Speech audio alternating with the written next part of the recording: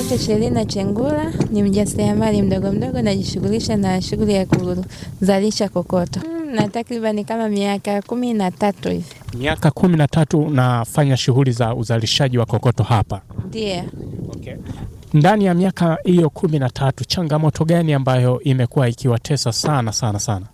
Changamoto yetu hapa kiujumla, kwa mfano kipindi hiki cha masika, ni mvua ile.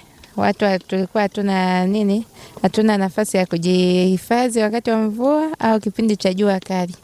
Kipindi cha jua kali tunatafuta kivuli. Saizi hata miti yenyewe majirani wenye maeneo wamekata, tukua sina, lakini kwa safari hii tumeletewa banda litatusaidia. Okay. Na mvua pia zilikuwa zinatunyanyasa. Kipindi hiki cha masika tulikuwa na changamoto kubwa sana, kwa sababu mvua zinavyoanza tunakuwa hatuna miavuli, mara miavuli ni feki, na ikipigwa mvua ya kubwa inaharibika. Tuna watoto, kwa hiyo tulikuwa na changamoto sana. Okay. Kwa huyu dada mbunge wetu, mbunge wa viti maalum, siku amekuja kwa mara ya kwanza, alivyotutembelea akajiuliza changamoto gani, tukamwelekeza. Tulivyomwelekeza tukaona kama ni viongozi wengine tu wanao kujaga wanatuuliza mna changamoto gani hasa kipindi kile cha kampeni, afu tunawaeleza, wakishapata kula wanatokomea. Lakini kwa huyu dada amekuwa ni tofauti sana, kwa sababu amekuja kipindi cha kampeni imeisha, uchaguzi umepita, ametuuliza changamoto, tumemweleza, na kwa muda mfupi tu kama siku 5-7 tukaona utekelezaji umeanza. Kwa ufupi tunasema ni kiongozi wa mfano sana, hatukutegemea. Okay. Na moja ya changamoto ambazo mlizitaja mpaka sasa ni changamoto ngapi na zimetimia changamoto ngapi? Hapa tulikuwa na changamoto ya kwanza ya banda. Pili tukasema changamoto yetu hapa tupate maji yafike chooni. Na choo hatuna choo bora, lakini kwa choo hicho tulichonacho hatuna maji. Akasema kwa changamoto ya banda nina uwezo nalo mwenyewe binafsi. Changamoto ya maji nitafika sehemu husika, kwa sababu mimi nimekuja ni sauti ya watu, nitatafuta mahali ambapo wanahusika.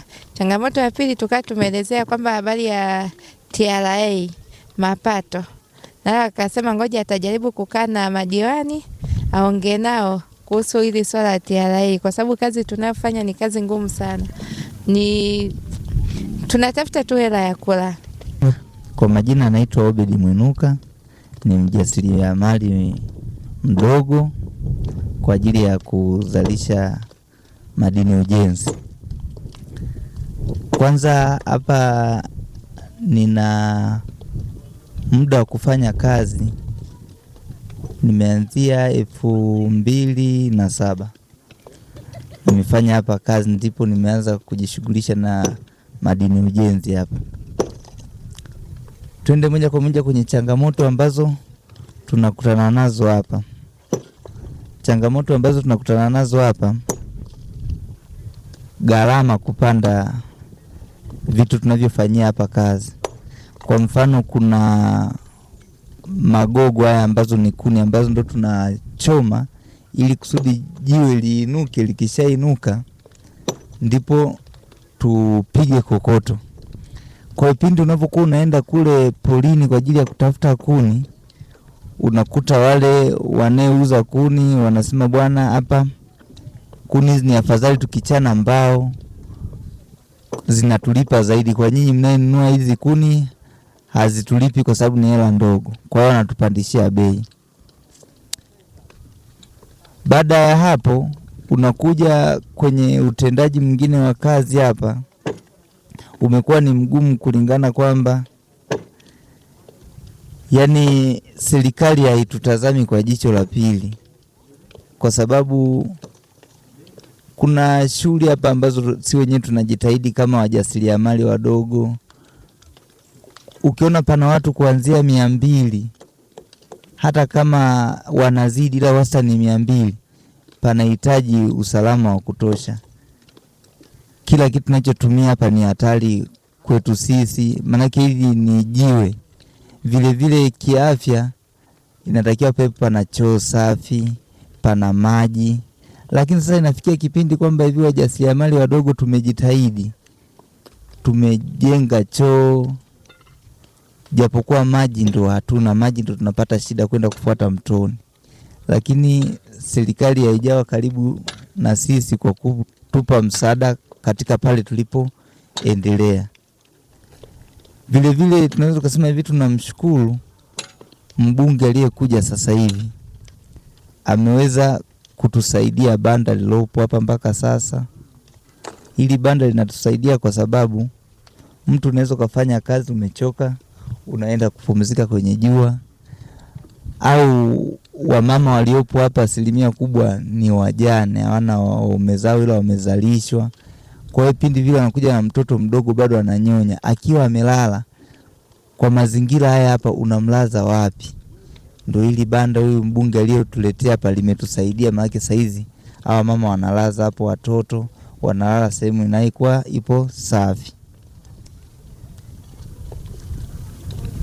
Na kitu kingine kwamba ametuahidi ye mbunge baada ya kututekelezea hili banda kwamba atatuletea maji yatafika hapa. Sisi tunamshukuru sana kwa sababu sisi hapa tunapofanya kazi kuna watu wa aina nyingi sana wamekuja hapa kwa ajili ya ahadi. Wamekuja wakituomba kula. Jamani, tuchagueni sisi. Tutawaletea changamoto mnazokutana nazo hapa, tutawapunguzia, mtaona mambo yanafanyika. Tangia hiyo 2000 na ngapi hiyo nimeanza kazi, ni ahadi mpaka siku hii ya leo. Atuelewe mtu kama ametumwa na Mungu ndo amekuja kututimizia hapa palipo hapa kidogo, na maji amesema anatuletea. Na kingine changamoto tunayokutana naye hapa, kama sisi hapa ni vijana, pana vijana wengi sana hapa, lakini vijana hao wanafanya kazi. Hii kazi ni kazi ambayo haihamishiki. Manake kila mtu hapa, kwa sababu tumekata leseni, tupo kisheria, kwa hiyo kila mtu anafanya kazi hapa kisheria. Kwa hiyo hapahamishiki. Kama hapahamishiki, mtu huyu, kama serikali ingekuwa inatukopesha mkopo kwa sisi vijana, sisi ni watu hapa wa kudumu wa uhakika, kwa sababu sio watu vijana labda wale, au sio labda kikundi ambacho kisichoeleweka, kisichotambulika kwamba cha matapeli. Kama endapo angekuwa ametupa mkopo, tungeweza kutoka tulipokuepo tukaenda juu kidogo. Hasa mikopo yenyewe tunakuwa tunadanganywa kusikia tu kwenye maredio, kwenye ma-TV. Kila rais akiingia mpya kuna mkopo wa vijana. Mkopo wa vijana sisi wapiga nzege hatuupati. Mimi naomba kwamba viongozi wa Njombe hii, kila anayepita aangalie kwa jicho la tatu, kwa sababu vile vile tunaumia sana. Njombe hii ni ya kwetu sisi na tunaipenda, lakini sisi hatunufaiki nayo, wananufaika watu wageni. Sasa kuna maana gani? Serikali hapa inajenga majengo mengi sana ya serikali hapa, lakini hayo majengo hayo waulize kokoto wanachukua wapi? Kokoto zinatoka Mbeya. Jiwe tumepewa Njombe kwenye mkoa wetu, waje wajengee chuo cha UDOM tawi lake dogo hapa Njombe. Sisi wakati wazalishaji tuko hapa, kama hawaitaki hapa, kuna mashine ziko hapa Njombe, kama mashine kama 4 au 5 hivi, mashine ambayo inakutolea kokoto ya kiwango kile unachokitaka. Lakini sasa kwa sababu ya kujuana, ndio serikali yetu inataka kujuana, kuungishana, wanaenda kufuata Mbeya. Hilo sisi wajasiriamali wadogo wa Njombe tunaumia sana. Kwa majina naitwa Lucas Petro Mashale. Hapa kwenye eneo hilo uchimbaji, jina maarufu naitwa Heka Heka.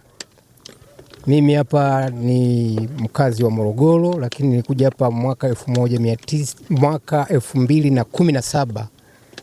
Nakumbuka tarehe 18 siku ya Jumatano, Januari 18, siku ya Jumatano. Kweli nimefika hapa, nimejifunza kazi hii ni ngumu, lakini Mungu amesaidia, nimeenda kuimudu, naifanya vile inavyotakiwa. Mungu amesaidia sana. Hapa riziki tunapata kwa kweli, lakini angalau ni kwa ugumu kutokana na hali halisi jinsi ilivyo. Kazi ni ngumu, riziki tunapata. Tunashukuru Mungu. na tunaishukuru vile vile serikali kwa kutuamini kutukabidhi eneo kama hili hapa kwa hapa mjini. Kwa kweli linatusaidia watu wengi sana. Kuna wakina mama wajane hapa, kuna wazee wako hapa, wanajitahidi kugonga hivi angalau ni kazi ngumu, lakini wanapata riziki kidogo, inawasaidia kusukuma.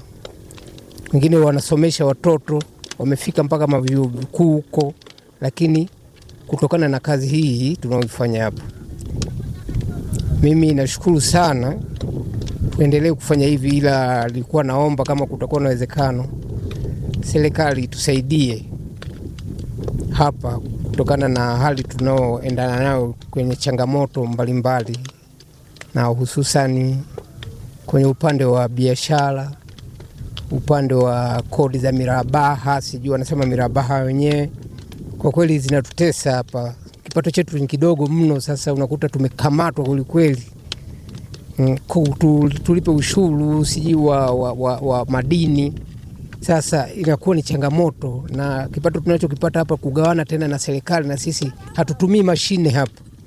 Sisi tunatumia nguvu za kwetu sisi wenyewe. Kama hivi tunatumia gharama ya makuni. Makuni sasa hivi mimi kipindi nimekuja kuni zilikuwa gharama yake ni ndogo sana, lakini sasa hivi kuni zimepanda sana.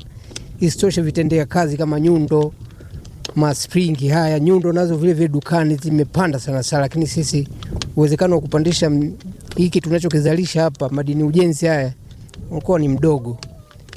Kila ukisema upandishe bei watu wanarudisha nyuma, wanasema hawawezi kununua kwa bei hizo tunazozihitaji, si kwa sababu kokoto yetu haina kiwango. Lakini tukiangalia jiwe hili wanasema wenyewe ni jiwe zuri kabisa kwa madini ujenzi. Sasa tunashindwa kuelewa. Kikubwa tulikuwa tunaomba kama kutakuwa na uwezekano serikali tuone kwa macho ya huruma, itusaidie kutupa nguvu kidogo za mitaji, kutukopesha hata vitendea kazi ambavyo vinaweza kuchakata mzigo ukatoka kwa viwango vile wanavyohitaji wenzetu wanaojenga majengo makubwa, hasa upande wa serikali. Kwa sababu hapa sasa hivi kuna chuo kinajengwa cha campus ya Dodoma UDOM, kinajengwa hapa Njombe mjini. Wanatumia malighafi hii kwa wingi sana, lakini hapa hatujawahi kuwaona hapa. Kumejengwa hapa majengo makubwa mno. Stendi kule imejengwa kubwa, kuna ofisi za halmashauri zimejengwa kubwa, lakini sisi hatujawahi kuwaona hapa. Wanachukua kokoto kutoka mbali, wanatumia gharama kubwa, wakati hapa ilibidi watuwezeshe sisi basi tuwatolee kokoto ambazo wanazozihitaji za viwango vile wanavyohitaji. Vile vile nipende kushukuru sana kuhusu huyu mama yetu, nafikiri Mligo ni mbunge wa viti maalum. Mama huyu bado kijana, lakini naona kama mama huyu siji tusemeje kwa sisi hapa walala hoi hapa. Kwa kweli ametupiga kampani, kwanza ni kwa muda mfupi tu amekuja hapa, tukaona kama ni vichekesho, lakini mama anaonekana yuko vizuri.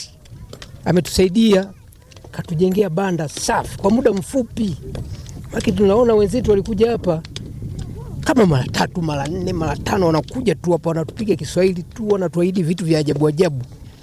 Wanatuahidi kwa watatujengea choo safi, nini maji watatuwekea hapa, lakini hatuoni. Wakisha tuahidi hapa kile wanachokihitaji, wakikipata basi wanazamia mitini.